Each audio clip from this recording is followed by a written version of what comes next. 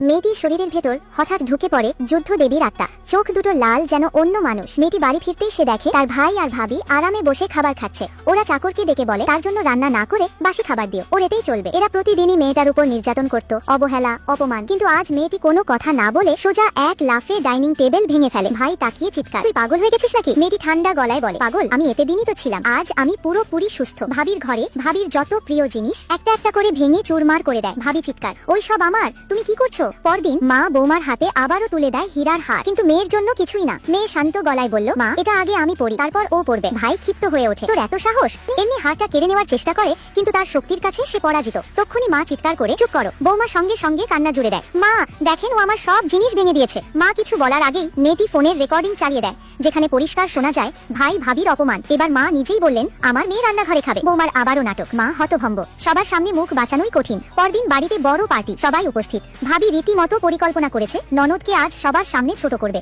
আজ তাকে অপমান করতেই হবে। সে কাজের লোককে ডেকে বলে, মেয়েটাকে ওপরে নিয়ে যাও, যেখানে একটি ছেলে থাকবে আর তাকে বদনাম করবে। তার পরিকল্পনা মতোই কাজ হচ্ছে, কিন্তু একই টিভি স্ক্রিনে হঠাৎ একটি ভিডিও চালু হয়ে যায়, ভাবির কুৎসিত পরিকল্পনার রেকর্ডিং। ননদকে অপমান করার সব কথা, সব ষড়যন্ত্র। সে তো চেয়েছিল ননদের পর্দা পোড়াবে, সেই পরিকল্পনায় উল্টো তার নিজের পর্দা ফাঁস করে দিল। মেয়েটির চোখের লাল আগুন আবার জ্বলতে থাকে, আর ননদী ওপরে দাঁড়িয়ে মৃদু হাসে।